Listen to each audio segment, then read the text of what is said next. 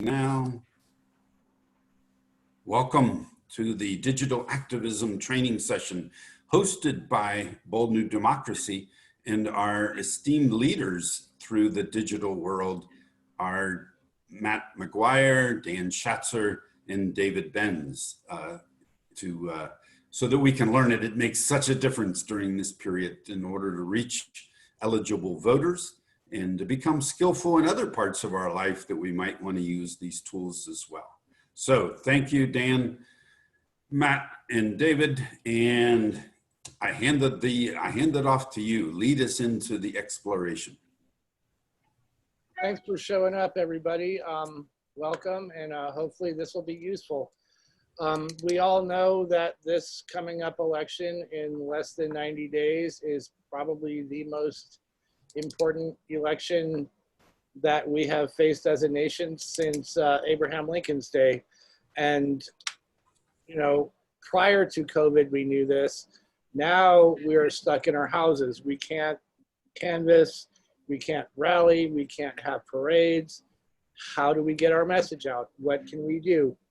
Well, hopefully this will be a useful training on how you can do something in 5 or 10 minutes a day in your pajamas that's going to influence who wins the election in Ohio, in Hamilton County, and in our country. You know, we have the opportunity, A, to get rid of fascism in our national government, and B, to turn Hamilton County dark blue. We can elect a reforming prosecutor and a reforming sheriff, and we can keep the county commission all Democrat. You know, that is entirely up to what we as activists do to reach voters coming out in the next couple of months here. I'm just going to go over a couple things real quick on some explanations of some stuff. The first one is going to be, I'm sharing screens here. So we all know when you hear people talking about going viral, and we all have listened to Dr. Acton and Governor DeWine on their briefings talking about our numbers. Well, this applies to how social media works, and that's why the term is going viral. So right now with our BND work, I'm guessing we're at about R+1 or R equals 1. So which means anytime somebody makes a post, one person interacts with it. So if we do it this way, the numbers of people seeing the post are going to grow, but it's going to take about 3,000 years to reach the amount of people that we need to see it. Because if you look at the little graph here or chart, it's just one person at a time. What does that mean, Matt? One person at a time. Give us an example. Basically, so if I make a post, then Dan shares it, and then shares it to Dan Lanzalotta, and Dan Lanzalotta shares it to David, and David shares it to you, and you share it to Antoinette, and Antoinette shares it to Lucy, you know, so basically 5 people see it, you know. So that is going to multiply over time, but it's not fast enough to really get out there where it'll be influential at all. So what we're looking for is... I get you now. Yeah, that's... What we're looking for here is this. This is your R is greater than 1. So think COVID in Dr. Acton again. One person infects 2 people, infects 4 people, infects 8 people, infects 16, and then, you know, everything is growing. And right about here, I use colors to illustrate this. Here's where we get out of the BND bubble. Here's where we're not just talking to other BND people, but here's where other people that aren't us are seeing our work. So it's basically by sharing each other's social media posts that this grows. This is where we want to get to. Yes. Pardon me, Matt. Bold BND, for those that don't know, is probably everyone does, but I want to make sure. BND is our initials for Bold New Democracy, the work group that this was hosted by. So yeah, just think back and remember virality is the term for a purpose, because these things work in the same sort of mathematical mechanism.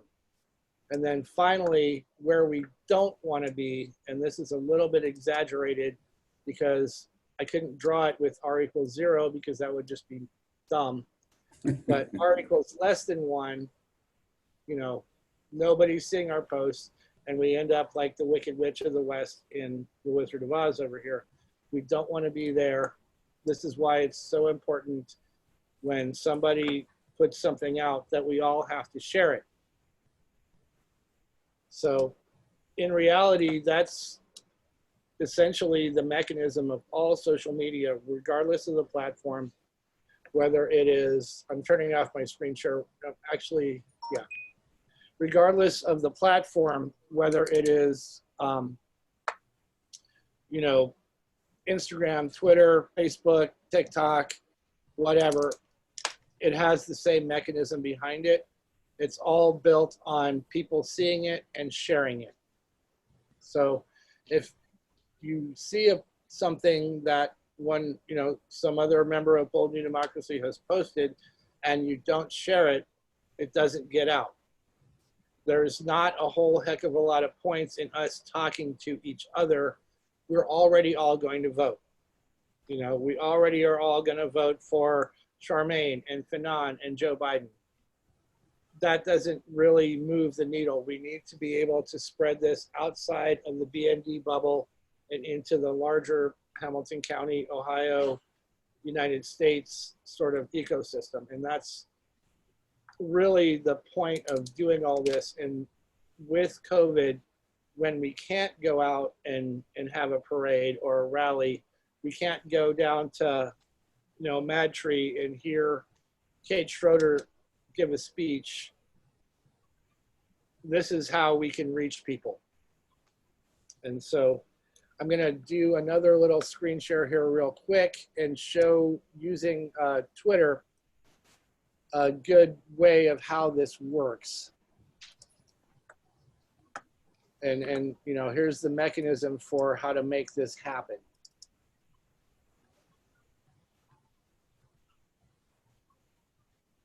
And so what I did was our pal Dan Lanzalata made a post yesterday.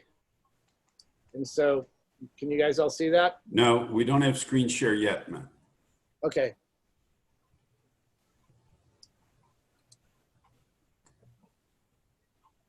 Are we up now? Yeah. Okay. So Dan made this post last night. So on your Twitter feed, when you're going through here, and hopefully you're all following Dan because he's awesome, when you see this, what you need to do to share it is just hit retweet. So now that goes out to all of your followers. And you can like it too, and then it'll show up on Dan's feed that you liked it. So it's kind of a crosstalk. And you also have the option here under retweet. You can make a comment if you like. This is not needing any commentary because it's perfect as it is. So another quick thing while we have this up, this is how you kind of do it yourself. So, and look at your, over here on your trending side, you can see some hashtags that are trending. Hashtags are really important in Twitter and Instagram because they're basically like, if you think of it, going back to our virality example, it's like me walking into Kroger on a Sunday afternoon without wearing a mask. I'm spreading. So if you use a hashtag, everybody else that's using that hashtag is going to see what you're posting. So I'm just going to do a little quick one about Mr. Trump and his foolishness with the executive order to enforce the Affordable Care Act from last night.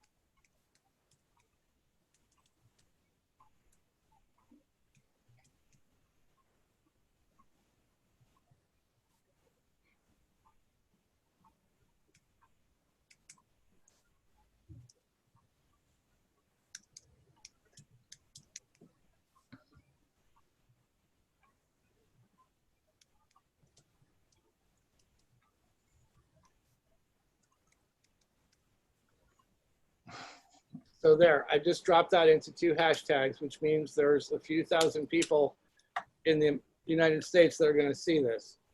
So where did you get the hashtags? you just go to your what's happening section and check out what hashtags are trending. And then you think about which ones are what you want to use here. So here's some,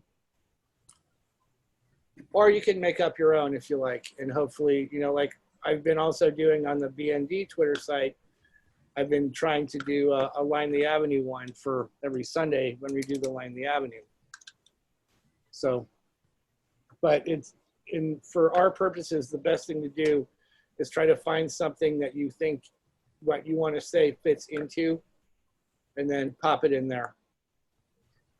And you can search for a partial hashtag or a part of a hashtag and find the variety of them, correct? Yeah, definitely. What would be an example of that? So see up here where it says search Twitter? Yeah. So just, for example, put in Ohio. And these are all the, well, actually, these are the people that I follow from Ohio. So, but then up here, Ohio State football, Ohio governor. So those are hashtags. Ohio State football's a hashtag.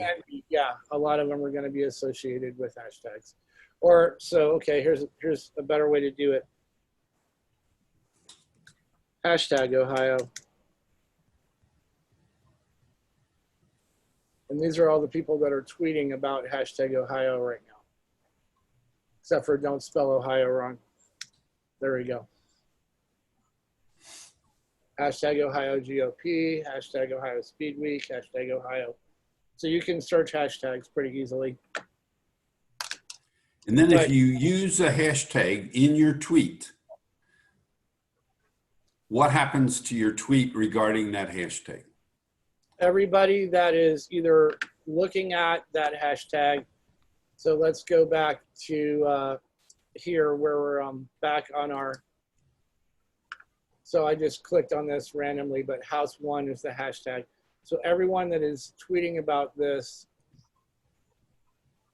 particular subject, your tweet is going to show up in this feed.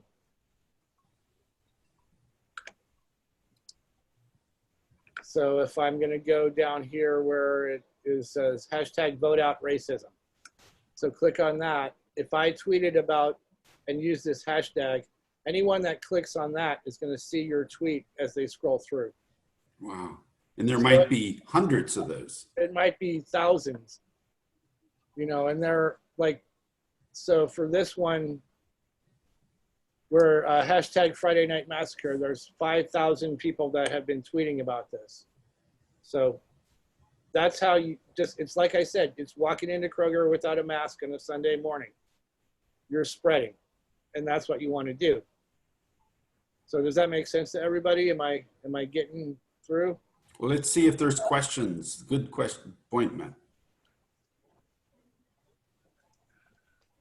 David, are there questions in the chat, or does anybody want to verbally give it? I know I was trying to unmute, Richard. Sorry.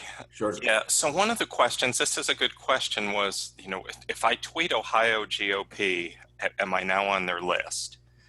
And the answer to that is no. So hashtags are basically, it's a way to search and to boost your post. So if somebody is searching on Vote McGuffey 2020, like everything tagged with that tag will come up, right? And if enough people are retweeting that hashtag, it will show up in the trends, you know, so you'll see a big Twitter trend. So for example, right now, one of the trends that we're seeing was let her speak. And this is actually being run by the Joe Jorgensen campaign, it looks like. They're trying to push getting Joe Jorgensen to speak at the convention. So everybody's trying, you know, who's interested in that is retweeting that hashtag or adding to that hashtag to try to get that to trend on Twitter. Does that help? Does that answer the question? Mm-hmm. I've always heard too that you want to put in a limited number of hashtags, like 3, 4 at the most, on a particular post. Yeah, and often what you can do is you don't. A lot of times you won't even have to create these. You know, you'll see that something's trending, and if it interests you, you can just use that hashtag to try and boost it. Yeah, exactly. But not to use too many is the point Dan had. Why is it that you want to use either between 0 and 3 or so? Is that right? Or 4? That's all. And what is the purpose for keeping it within that range? I'm not certain what exactly what the purpose is, other than perhaps just muddling the topic. Perhaps that makes it less likely to show up in trends as well. Does anybody else have anything more on that? I just read that. I honestly think too, part of it is just sort of like weird internet geek etiquette that That could be. I'll wear the hat. Yeah, so it's a norm in a way, not to over. Yeah, and you typically want to get the, you know, rather than have lots of diverse hashtags, you want to get one that's going to trend. Yeah. So if you use less, you're more likely to have that one trend. Yeah.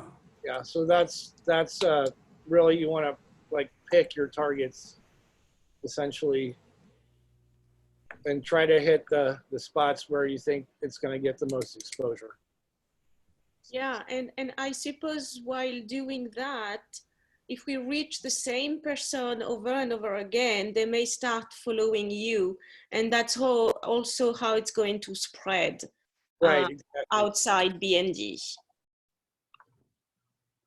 Yeah, the whole purpose of all of this is to get out of our own bubble and start reaching the wider community. So, you know, and so that's really what we're shooting for here. And that's why it's important to do things like pick a good hashtag like David was talking about. Look for something that you see that's trending that you can tag on to what you're wanting to write about. Or, you know, if you're on Instagram, what picture you want to show, or, and just always, you know, this is as fun as it is to share like complaining about the Reds or pictures of our dogs, and I do that all the time, but for our purposes, we're really trying to use these tools to win elections. So just kind of always have that in mind. Who am I trying to reach? Where are they? Yeah. Mary Carol. So thank you. This has really been good. And I've also heard the 3 hashtag rule. So who knows where it came from. But the other one that we sometimes use, and I realize we haven't in a while, was Hamilton County, Ohio. Mm-hmm. Because that is one that is trends more to obviously more people. And it also gets it out to a different audience rather than just our own. So anyway, I don't know if anybody has any feedback on that one, but that really is our audience is Hamilton County, Ohio. Yeah, exactly. And the big takeaway from all of this that I would ask everyone to keep in mind is when you're on Facebook, when you're on Twitter, when you're on Instagram, the most important thing you can do is A, make your own content, B, spread everybody else's content. So if Mary Carol puts up something, you know, vote for Charmaine because she's awesome, we should all be sharing that. And we should hopefully be commenting on it about why Charmaine is awesome, because this will come to our next point. And this is something, if anybody has read David Plouffe's book, How to Defeat Donald Trump, he talks about this a lot. People are going to be more inclined to be influenced by what you say if it's you saying it and not just a repost from a candidate. Now, that doesn't mean you shouldn't repost from the candidate. That helps them get their message out. It's still useful, but best practices is put it in your own words. Still good practices, but not optimal, is just share the post from the candidate. We want to be doing some of both, but I would say if we're going to limit it, you know, when we're getting ready to go to work and we have 5 minutes with our coffee in the morning, try to write something in your own words and share that out. That's the best thing you can do. But still, share from the candidates, and that's another just easy, important action you can take every day in your pajamas with your morning coffee, or right before you go to bed, or while you're sitting around waiting for dinner to cook. It doesn't take a lot of time. It doesn't take clearing your work schedule so you can go canvas. It literally takes 3 or 4 minutes at a time to do this.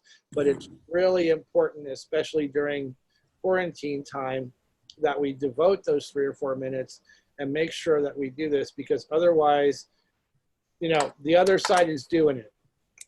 And we need to get our message out.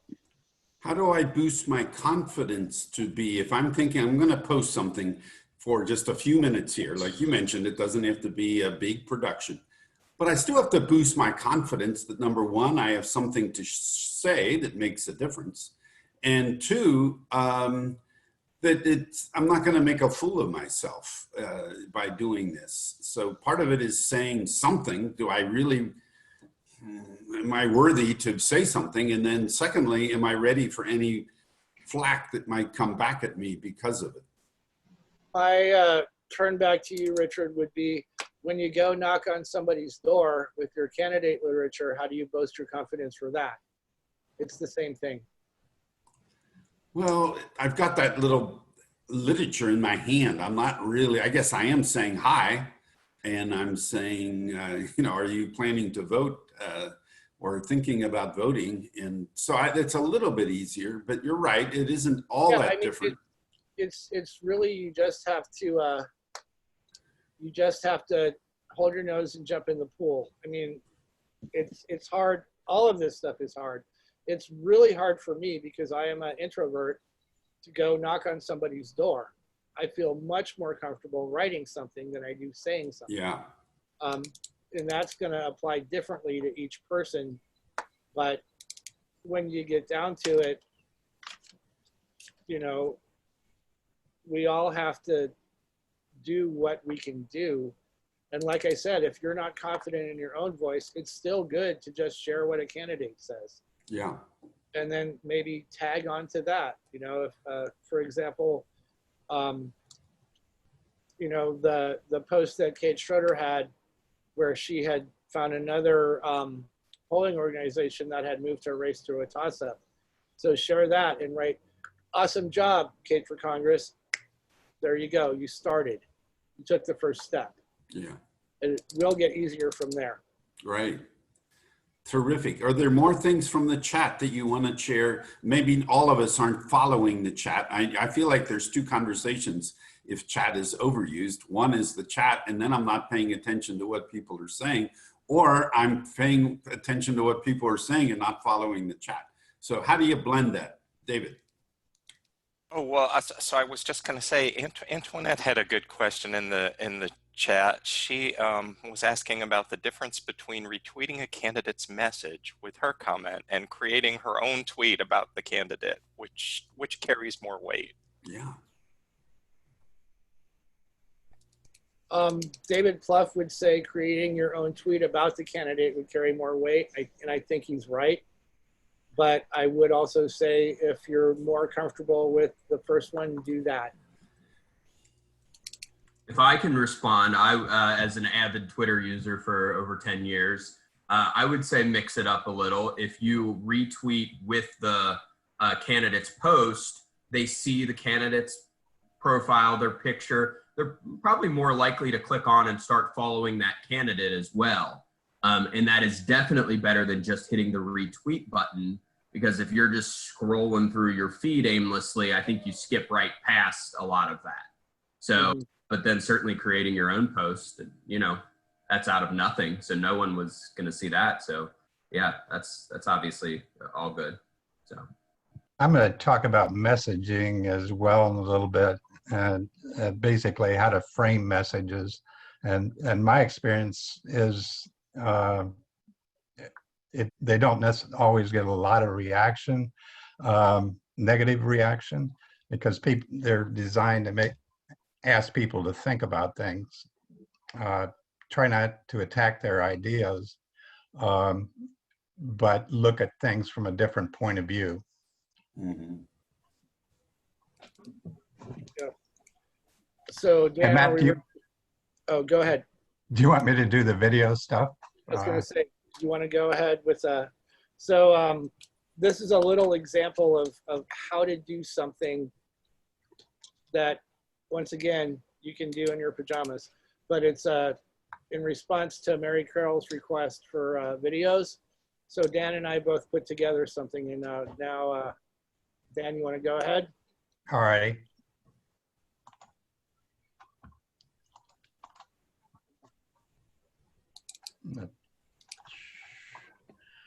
Okay, I'm going to put into the chat here real quick, if I can.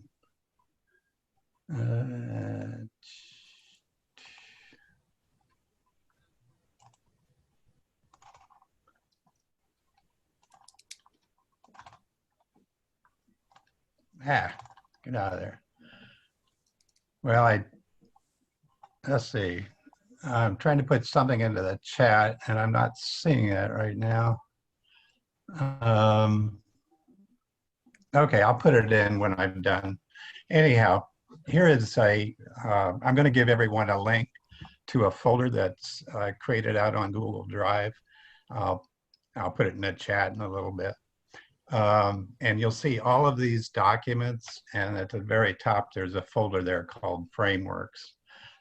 But in here, one of the documents is video production and tips for Windows 10. And here's an example video that was made in Windows, and I'm going to show a little bit more about that. This happens to be just the outline of our training today. And a little later, I'm going to talk about messaging and pugnacity. And this is a video here. I wouldn't start downloading these now because they take a while if you want to download them. The most important things would be to download the PDFs, actually. But this other video made this one on his Apple computer. So we give a little information on how to do both. Here's the one document on producing a video on Windows 10. And basically, this goes through everything from how do you shoot the video. Here's some good links in this document, talking about everything from lighting to scenery, shading, etc., things like that, production quality. And I even put in here some information on how to, if you're using your phone to do this, how do you transfer it then to your PC? And this could be from an iPhone to a PC. There's a little video out there on doing that. And then this is from your Android phone, if you shot a video on that. Going on down, this is even information on converting videos. Sometimes you'll find a video perhaps that you want to use, but it's not in the right format. There's a wonderful site out there which converts just about any type of video from one type to another. I often use MP4 files, PCs, MP4s, and work with MP4s. So if I find a video out on the internet in another format, I can convert it pretty quick to an MP4 and then use it. Where do you use it? Going on down. Where would you use it? I'm going to show you that in just a minute, Rich. Okay, thanks. how I might want to use that video. here's some information on tips for photographs and how to take great pictures and what have you. Sometimes you want to make a video that is consists largely of pictures. I'm going to show you an example of that in just a minute as well. But in Windows, if you have Windows 10, then you already have a great video editor. You just may not be aware of it. I'm going to go down and do a little quick search here for Photos. Photos is a good little video editor. Let me bring it up. And up at the very top of the screen here, and it's going to hide my video editor. Let's see, get rid of this for a second. There we go. When you first open this, Photos, you may not see video editor up here at the top. What you might see instead is a little drop down that says more. And if you open that up, then you'll see video editor. So I've clicked on video editor, and this is showing now some of the different videos I've created over time, or I've worked with over time. So for example, if I took a series of photographs, I can just add them into what's called this project library. And there's a way to initiate this library to start a new video. You'll see it create a new video right up here. But if I add things in, and this is adding a photograph, okay, that I've taken from my PC, I would just navigate out to it and take it. Or I can, if I got a photo on the web or what have you that I can have stored somewhere, maybe on Google Drive, I can then, after I've added them, I can select these down into the storyboard down at the bottom. So everybody here that has Windows 10 has this capability. Once I get them into the storyboard, which I've already done in this example, I can then click on one and I can start using these little capabilities here. This would change the duration of time that this video is going to, or this, excuse me, this particular frame or picture is going to show on the screen. And I can change that to whatever I want, basically. And I had 14 on there, so I'm going to put 14 back on it for a second. I could also add text if I wanted to add a caption into this. And let's see. And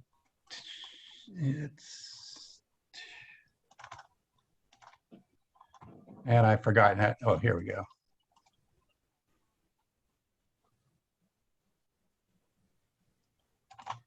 I started playing it is what I've done here. Let me go back. There we go.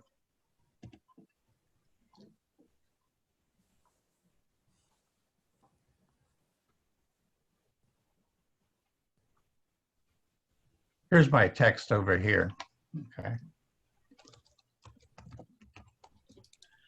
So I just type in some text and I can add text. And what it's doing down here, it's showing how long that this text is going to show and where it's going to show in the video or during this 14 seconds. This is showing the time way over here. So I can put that, have that text appear wherever I want and for as long as I want, basically, in my video. And on this particular, there you saw it drop back in after I moved this slide back over to here. And now I go back to my photos.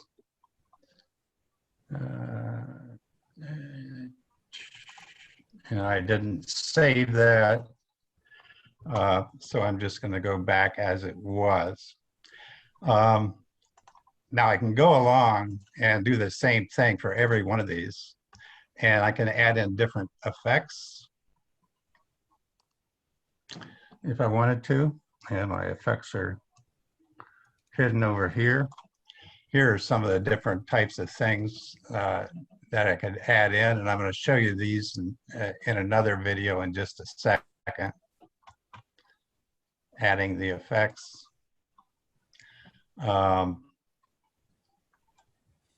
And I can do things like adding audio. And I've already got my audio.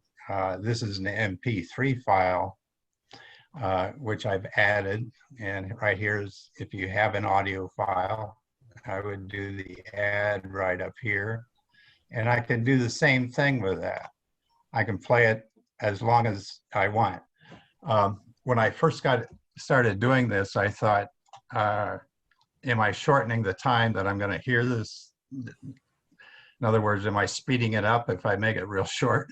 No, what you're doing is you're just shortening how much of that audio file is going to play. So if I know I've got a song that'll last 3 minutes and 32 seconds, I could stretch it out and have it last the entire time of this particular screenshot. Okay. Any questions about that in terms of making this type of video? How long And did there's it take you filters to you learn can put this? it on here as well. But let me play just a minute of that. Are any questions?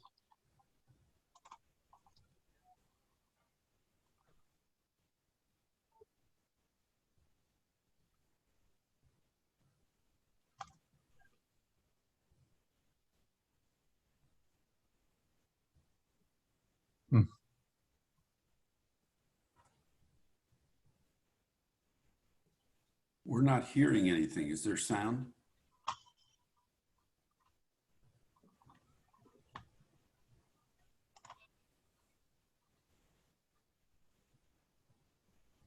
And this video, Dan, is shared to the Bold New Democracy group. This video is actually one of them on the site, that the link I'm going to put in the chat. Okay. That's right there, and you can download it if you like to. Yeah. And then you could load it into your photos and play around with that as an example. You can do whatever you want with it and modify it, what have you. Okay. Here's another one. Now this one is a video that I actually just pulled off the web. Now this is an actual video. It's not a series of pictures in this case. And what I did was I loaded a video, and I give you a link, by the way, to some sample videos in that document that I referenced earlier, and you can download on video production. There's a link to sample videos. This happens to be one of them, and it was a MP4 video, which I downloaded and started playing with. I added, in this case, at the very beginning, I've added a title card, and nothing is showing at the moment, but it will when I start playing the video. And then I took the video and I actually broke it into segments. And the reason I did that, there is a limitation on how you use the video if you want to use these different effects up here. So for example, if I want to put a 3D effect into a video and I'm looking at the entire thing all in, let's say this was 4 minutes right here, that's the length of the video, and I put in an effect, that's I can only do it once in that segment, if that was the entire 4-minute segment. So what I did was I trimmed it. I trimmed the video into different segments.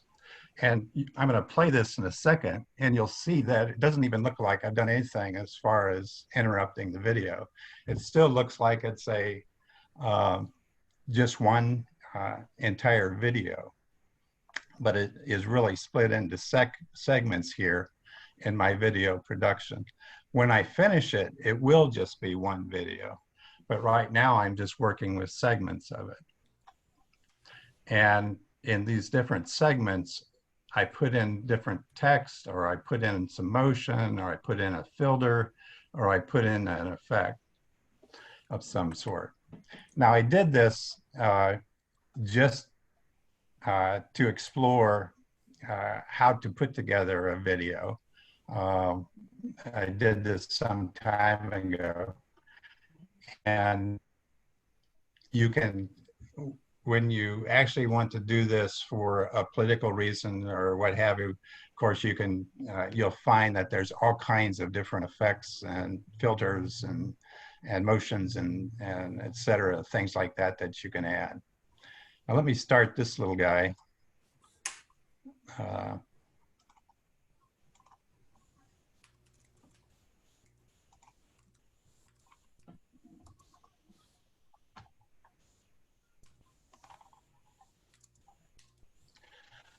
Okay, this segment right here actually has a filter on it. It was very bright, and I decided I wanted to put a little filter on that.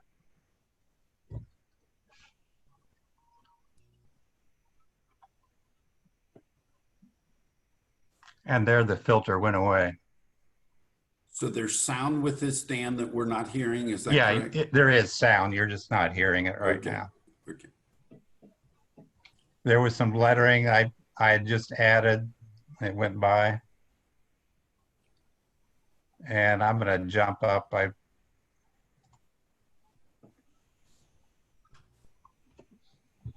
didn't have any effects there in the middle.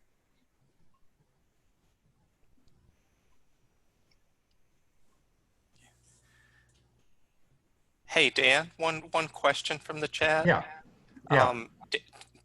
Did you learn some of this through videos on YouTube? Did that help you? Actually, no. I just worked with Windows for a long time, and I knew that there were capabilities like this. I forget the name of the previous video maker in Windows. It was something, Maker something, I believe it was called. But then in Windows 10, they came out with photos to do the same type of thing. And I just started experimenting with some sample videos that I found. And I didn't really take them from YouTube. I took them from that site that I show a link to in the document. They're public domain. I'm always very careful when I'm downloading pictures or videos or anything like that, that I'm looking for public domain material. I don't want anybody suing me over using their photos without permission. So I do that type of thing. Anyhow, I've got some more effects in here, and there's some snazzy little things that I did with it, but I think you probably get the idea of what you can do with this in making videos. So you can start with your camera if you want and shoot a video. I would suggest looking at some of those sites that I show you in the document so that you're producing a quality photo or quality video, and coming in here, you Windows users can come in here and then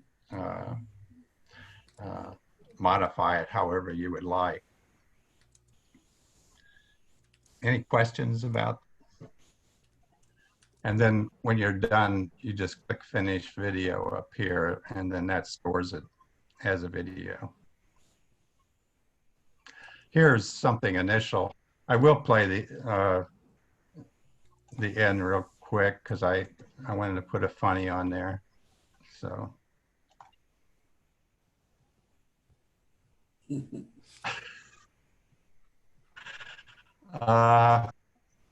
And that I found on the web as well, and it was in the public domain.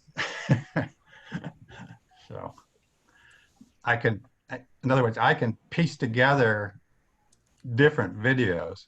On this one, I was showing how I broke a particular video up that I had found, but I also clipped this off of a larger, the Looney Tunes ending there. I clipped that off of a larger video, and I did that in here. I trimmed the very end, basically, and it broke it into 2 spots, and then I drug the part of it that I didn't want to use off my storyboard. So I end up with just the very ending of the Looney Tunes video here. So you can do all kinds of stuff with this. And I could have had segments. I could drag these segments around.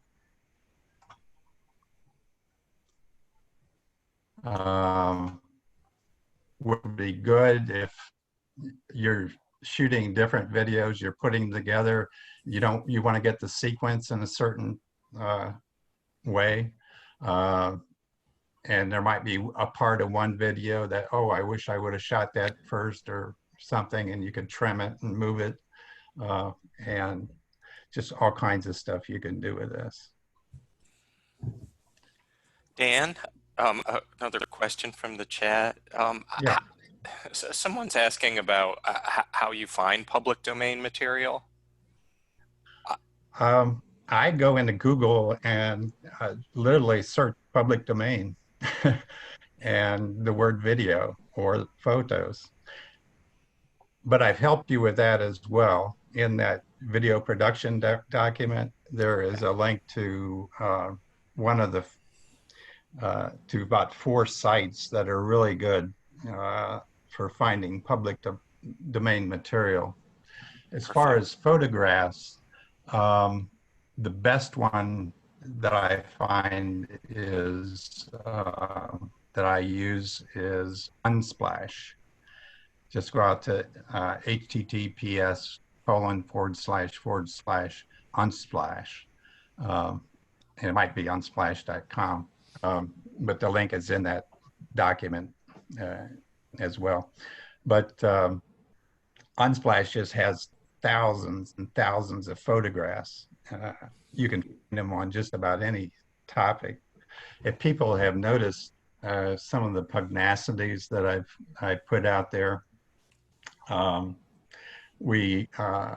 lot of those, probably 90% of those photographs came from Unsplash that I use. And by the way, one of the things we talked about, we've been talking about, is how to get people interested or to use social media. Our website last winter, we were getting, it was probably about, in January, about 30 or 40 people looking at it in a month's time, which is obviously not a very good turnaround. Right now, we're about 5 or 6 times that. And a big draw, actually, and you might wonder, why does Dan keep doing these pugnacities? The pugnacity site on the website is actually first or second always in terms of views. People getting on the website, and actually they spend more time on this pugnacity tab than any other tab. I don't know what they're doing, but they're spending time there looking at the pugnacity, I guess, and thinking about it. I don't know. Those up, Dan? Pardon me? Do you want to go ahead and pop those up? Are we done with video Sure. production? I think so, unless there's another question. And or did you want to say anything about the apples? You have it up on in the Google Docs, so I would encourage anyone. It's very similar.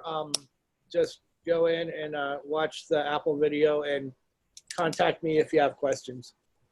So. Okay, good. I was going to go in and talk about messaging. Do you want me to do that now, Matt, or? I think that would tie perfectly with pugnacity. So. Okay.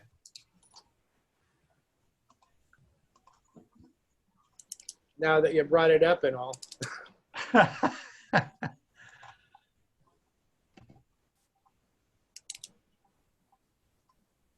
what's going on here? I'm still sharing, right? Here Yep. we go. Yeah. It's, Okay, there we it's go. Nat Kendall. Yeah. Yeah, Nat Kendall is the Chief Executive Officer. He's a psychological anthropologist. And I didn't even know there was such a thing until I looked into him a little bit, with a group called Frameworks. And they've been around since the late 90s. And what they do is they do research on messaging, basically. How do you frame content? And this document is also one of them that you're going to get, that you can download. Their website link is in it. And there's also about a 15-minute video of him explaining basically what Frameworks is all about. And what I'm going to do is I've just taken a quick snapshot. I'm not going to show the whole 15 minutes. But basically, some of their main points are culture influences how we think and behave. And framing implies that variations in how we present information can lead people to dramatically different perceptual and behavior outcomes. In other words, how you put things can make a very big difference in how people perceive and behave. So, for example, social scientists widely agree on the following as it relates to children. Persistent stress can derail development and have negative long-term effects on health and well-being. And what they found is, if they took that message out to the public, what they often got back was things like, what doesn't kill you makes you stronger. And that's exactly the wrong message. That's not what the message was all about. And why is it that people hear that rather than what the message is trying to say? It's because of culture. People are not in the fishbowl. And too often, when we send out messages, we send them from our point of view and from our culture. It's not necessarily being heard the same way by other people. So what they suggest is what we need to do is begin to understand and learn how to frame. And some examples, another example they give is this. They presented 3 different values guiding approaches to solving the problem of addiction. Okay. In other words, they did some research and they presented some values to people on why we should solve the problem of addiction. And here's what they found. If they talked about interdependence, people being interdependent on one another, and the importance of solving addiction from that point of view, they got some positive reactions. People were interested. If they talk about ingenuity, oh, we can do this. If we all get behind it, they got it somewhat less, but they still got a positive reaction. If they talked about empathy for the individual that's has addiction, they actually get a negative reaction. And they theorized, and what they found was people, if you just came at them from the point of view of having empathy for the individual, other people could interpret that as, oh, that individual is just weak, or that individual is just not taking care of themselves, or something to blame the individual themselves. So this is the type of research that they would do. And what they found in the literature is 90% of the time when people talked about addiction, they started from the standpoint of empathy when they wanted to address the issue. And their research said that's exactly the opposite of what you want to do. What would be an example, Dan, of an approach of the interdependence regarding a person with addictions? Well, that's a good question, and I really haven't thought this through, but I'm just explaining how different values can, messaging can lead to different things. But I think if we talk about people, parents, for example, being, or children being dependent on their parents, and the adult has the addiction problem, that might be one way of thinking about it. That's how I thought about it immediately when I saw it, of thinking of interdependence. So that removes it from thinking about the person to thinking about the family. That's cool that we're all in this together. So there's one of the people in the family's addicted. We're all in this together. We need each other in order to be a successful family, or successful financially, or whatever. And you're approaching it that way, it's stronger. Right. And the beautiful thing about that is then you can eventually lead to an expansion to society. Their neighborhood's interdependent on you being productive, or at least not being ill. This type of thing.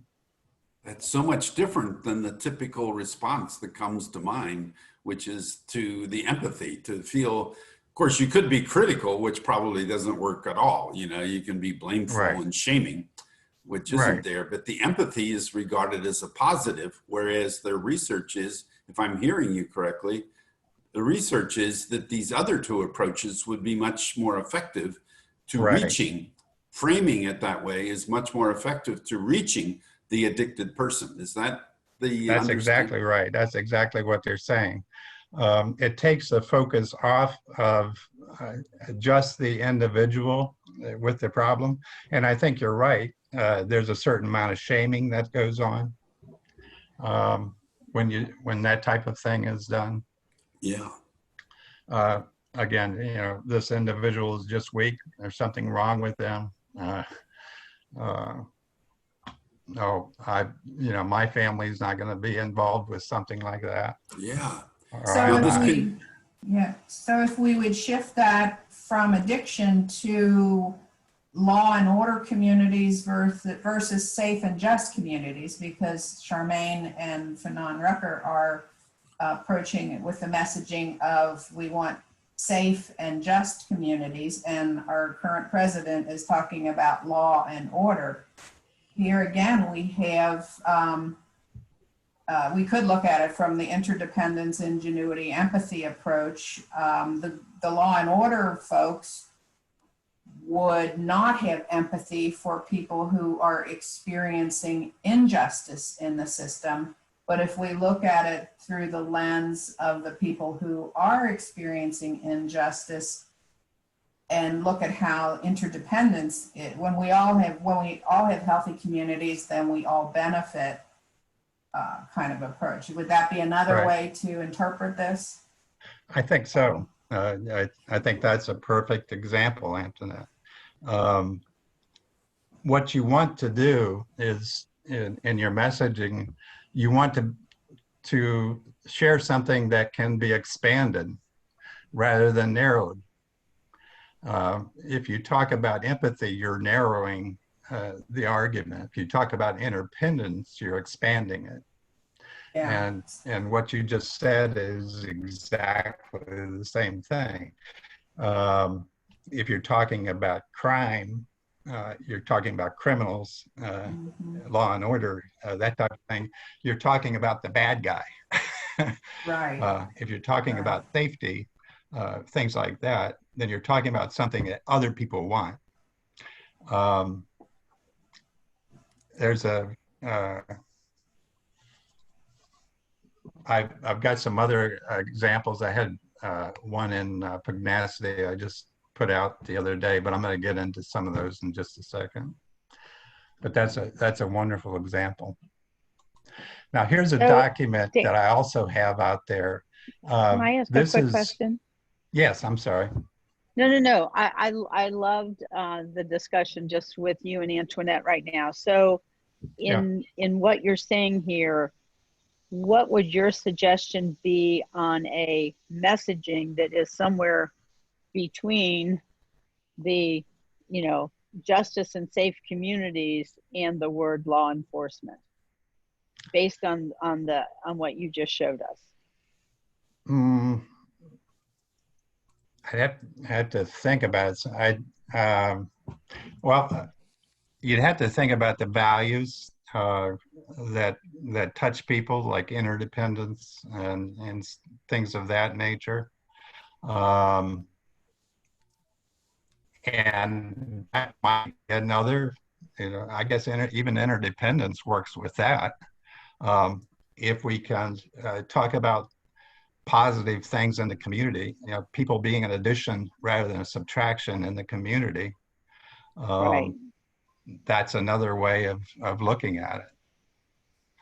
How do you provide people with the opportunities to be a positive influence or a positive part of the community? Okay. And how do you shape communities?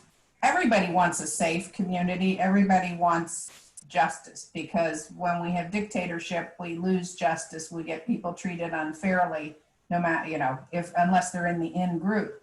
So we all want safe communities. We all want justice. So how do we then create safe and just communities for everybody, not just the people living in St. Louis in that little gated community that they run out with MK-47s or whatever those are when a few protesters walk past. So, they've created a safe community for themselves, but it's really an unreal bubble. Everybody, I don't know any people that want to live in danger with bullets flying through the windows of their house. And yet there are systemic things that are in place that are preventing all of us from having safe and just communities. And so how do we correct that? Another thing I just thought of as we're talking, crime is a type of market, really. It's if someone is stealing or someone is selling drugs or something like that, that is an informal market of some type. So another way of thinking about it is how can you get people engaged in formal markets and positive markets. I'd have to do some more thinking, in terms of specifics on that, but that might be the approach I would take, is rather than talking about eliminating crime, how about opening up opportunities for more people? Yeah. Well, and that's really that is really what our messaging has been, that reform equals safer communities. It lifts everybody up. Yeah. And so, right. Okay, thank you. I don't want to just spend time on us, but thank you for that. So Dan, we're running up on a little bit of a time limit, but the pugnacities are a really good visual representation of what we've all been just talking about. So if you want to pop those up. you can actually see how this works in Yeah, practice. I'll just quickly mention, I've got 3 documents. I think there's 3 of them out there that have some more information about frameworks. And I'm going to go on to, here's some pugnacities, which, again, what I found with these is they drew people to the website for whatever reason. And here's one here, for example, they like to say that I'm blind. I'm looking at Lady Justice over here. It makes them feel good about themselves, but the truth is they think they like to make and enforce laws so unevenly that I just can't see for all the smoke. It has tragic consequences. I posted the context of that. That was posted about a week after George Floyd was killed. And I think within that context, people can accept a message like that and think about justice in a different, that's something that needs to be distributed evenly among people. This next one was the little girl with the piece of cake. Bradley, this is a special dessert for your birthday. I also wanted to let you know the adults in this world have managed to make quite a mess of things. The national leadership is absent and are in quite a pickle, but we will celebrate. We will be together and grow up in a household that values science and truth. I'm sorry to say this, that statement itself is regarded as highly political. Who would have known? I'll do my best to help guide you along the way. For now, I only want to say I love you. And I think that, of course, the context here is Trump has been so anti-science for the last 6 months. It's unbelievable. And yet, I think people can understand they want their children to go to school and they want them to learn things about science and truth. And here's a young girl having a message on to her baby brother and saying that for now she loves him, but she's going to help him grow up in a world that values science and truth. And then here's some of the pugnacities that Matt did. And his are out there. Certainly they have some comedic effect. Do you want to read that, Matt, or? Yeah, so my whole thing, if you've ever seen these, I always use the same picture. It's always a conversation between Trump and Jared Kushner. Imagine them as Sidney Greenstreet and Peter Lorre. Yeah. And the amazing thing was Matt took this picture himself. It's an actual photograph he took. Here's another one down here. I kind of am going after a little bit of a different frame with these than what Dan is doing. And part of it is that obviously Dan's a novelist and I'm a cartoonist, so I write jokes.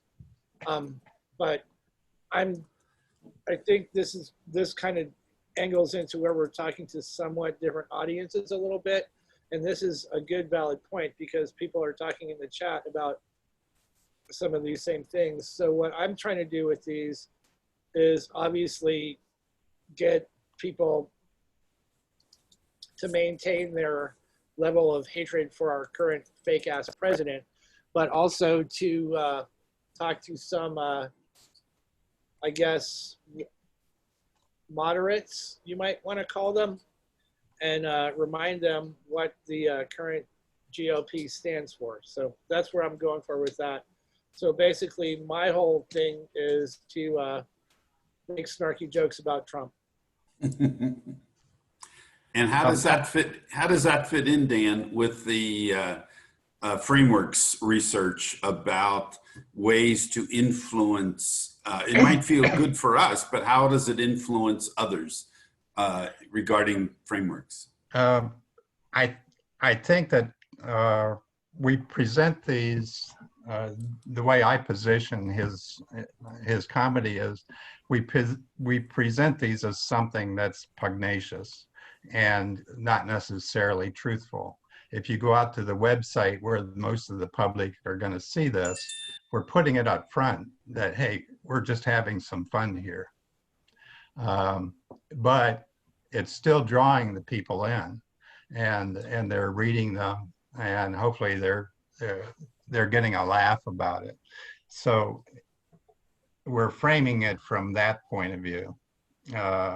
And I don't think that is quite as threatening when you're doing it that way.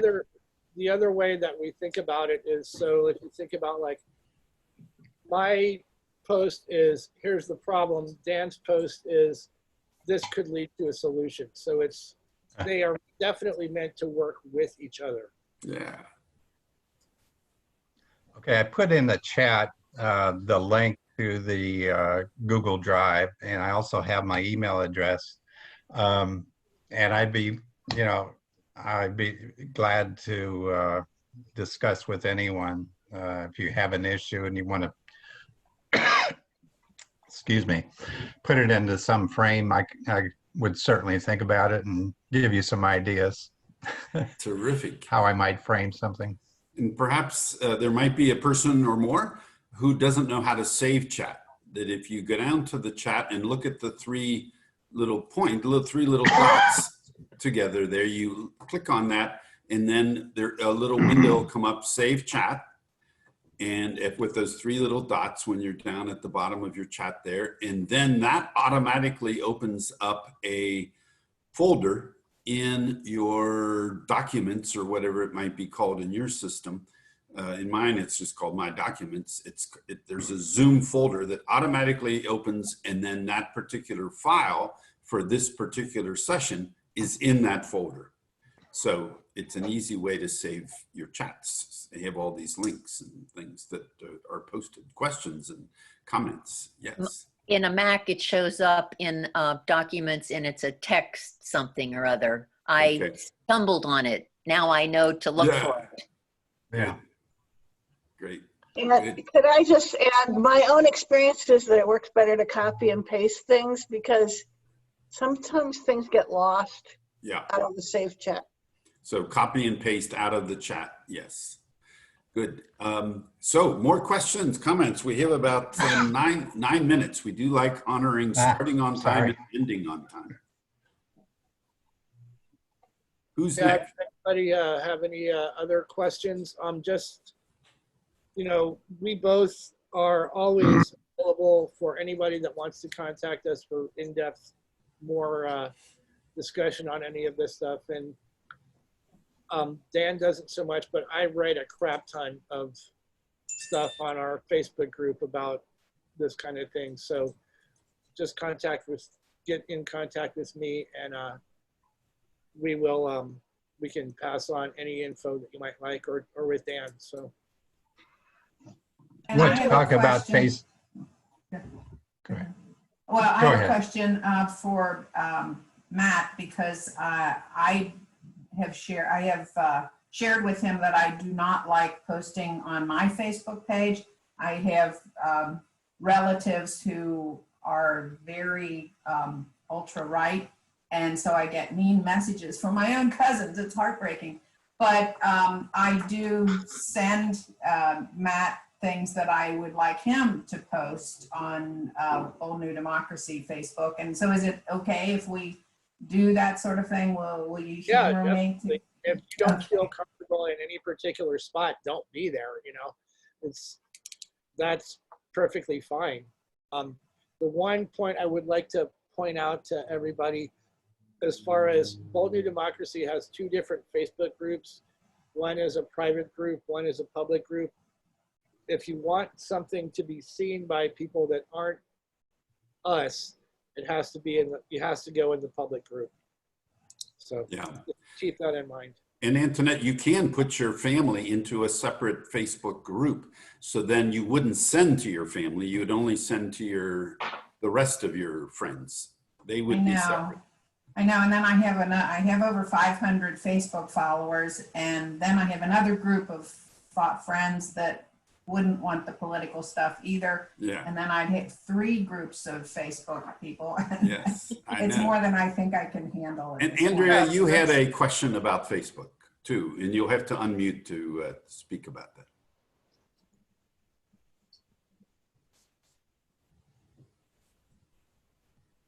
So no, I just as you were talking about Twitter earlier, do you have any hints or good practices or good ways we can use Facebook? Antoinette was just kind of referencing that anyway. And the expanding, the sharing in Facebook. How do we explode, go viral with our posts on Facebook? I'll do a quick screen share here, Richard. Let me pull it up.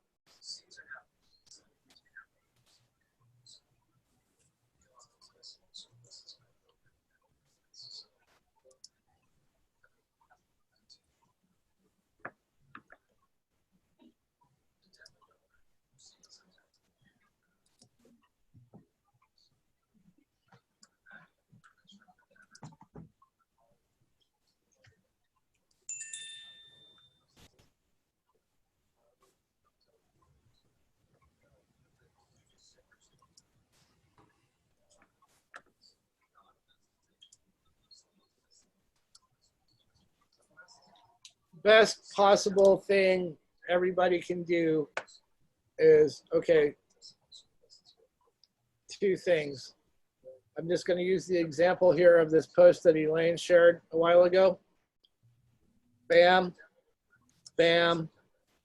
You can share to a group. You can share on your timeline. I'm just going to share this to work groups so we all see how it works. But like and share, and then make a comment if you want to. It's really the same principle as any other social media platform. If you don't like it and share it, it stays where it is. If you do, it starts to go viral. Just like walking into Kroger without a mask. And, you know, really the benefit of Facebook for me personally over Twitter is I can write longer stuff and I can share pictures more easily, but that's just my own personal preference. I like Twitter because it does have, to address Antoinette's concern, you can be anonymous if you choose to, or also it seems to have a bit of a wider diversity of opinion because I don't think it's as curated by algorithms. I could be wrong on that. That's just my own personal feeling, but really all of these platforms work the same. You just, no matter what platform you're on, just the most important thing you can do for our work is share. What pops up when you click on the share button, Matt? What are the choices that I have? You're going to have share now to your friends. This is, you can send it as a direct message.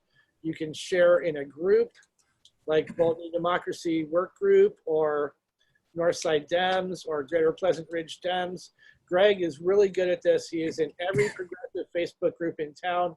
So anything that Greg shares, he shares to like 300 million gazillion people. It's awesome. How does he do that? So you click share to a group. Yeah. And then you type in, you know, it's going to give you the options of all the different groups you're a member of, and you just pick which ones you want to share to. So one of the steps to do in preparing to share and have your message go widely is to join a lot of groups in Facebook. Is that accurate? That'll help with Antoinette's issue too about keeping stuff off her own timeline, because you're sharing to groups that, you know, if you're in a bunch of progressive groups, you're sharing to other progressives. So you can share a post that you know is going to get good reactions, and you won't have to worry about, you know, arguing with people on the internet.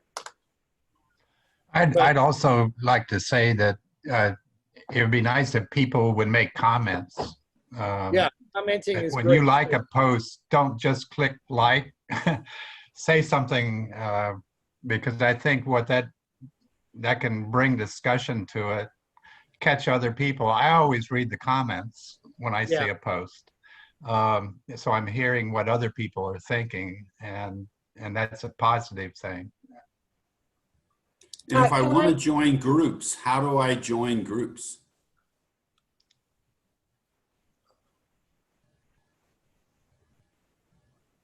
When you go to a group, it's going to basically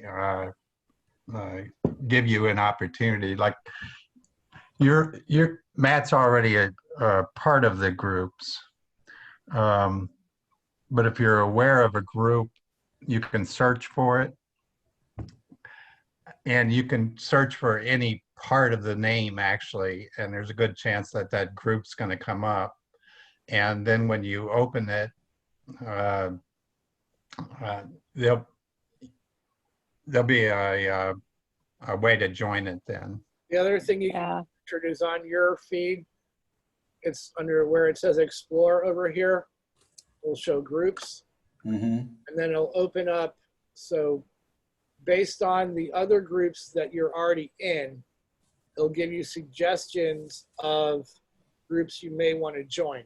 Oh. So if since I'm in all these Joe Biden groups and Bold New Democracy and other, it's got Human Rights Campaign, Democrats for Wyoming, Indivisible West Side, you know, all the Joe Biden for President 2020, Sustainable Cincinnati. So it's going to basically, based on the groups you're already a member of, it's going to give you suggestions of other ones.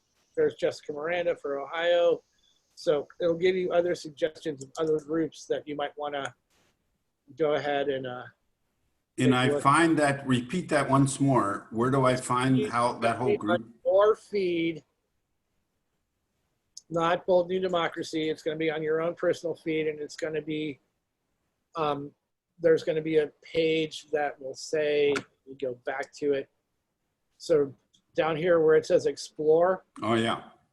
Then it's going to be down here, it says explore groups. Okay. Click on that and you can see all the different options you'll have. So I have to be on my own page to do that. But that would be a great way to join a lot of groups. And then when it's time to share, all those groups will pop up when I open up that share button to share with a group. Exactly. Oh, good. Mary Carol. Go ahead. So I was gonna say, Richard, also in addition to that, and that's a great tool there, but Greg and I compared lists that we were both in, and he picked up some from me and I picked up all his groups. So within this group, that could be a big shortcut, is to ask Greg which ones he is in. And in fact, I'm gonna go back and reconnect with him to make sure that that I still have up-to-date ones, but I'm also going to just use what you said, Matt. I'm going to go to that explore, because like I always post the FaceTime Live things with Charmaine and things like that. Yeah. I posted in every one of those groups. Yeah. Terrific. So that's just a shortcut for this group from Greg, because he is so good at it. Maybe Matt and Dan, would you mind getting the learning that Greg and Mary Carol have, to then we could share those groups with the Bold New Democracy members? Yep. Okay, thanks, Mary Carol. That's terrific. I just want to throw out a real quick answer to a question from Marty. And then if David wants to make his little pitch for the last 5 minutes or so, I think it's something that's important. But so Marty asked about, what about Instagram? All the principles for any social media platform apply the same way. It's all like and share, retweet, whatever. It's the same principles. Just think about pushing the message to the greatest amount of people you can.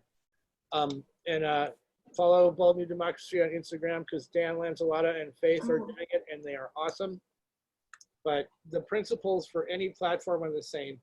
And if you think of it that way, the little differences between platforms won't be so daunting. What's my point that I really think we need to think about is that the people we need to reach are more on Instagram. Young people, that's why people who are not already politically thinking, that much. Right, and that's why I said go follow what Dan is doing on our Instagram account because he's doing a really good job. And I'll find that by searching for Bold New Democracy or just searching for Dan or, okay. Search for Bold New Democracy. Hey, thanks, Mimi. We got it. Good. We're at about the end here of time, and I like to honor the end of meetings because otherwise it feels like, well, I don't know. You say it ends, but it doesn't. It just creates a nice boundary and completion. Could we save your pitch, David, for another platform or time? Or yeah, I was give us a tease. Yeah, I was going to suggest that as well. The tease would just be, I just wanted to talk for a few minutes about to share the results of our the McGuffey Facebook campaign, the marketing campaign, and we'd like to run a new one. This time, the idea behind the new one is to one of the things that's missing is we've seen big activist campaigns in town around Black Lives Matter. We also have a lot of folks who are running judicial campaigns and a prosecutor campaign.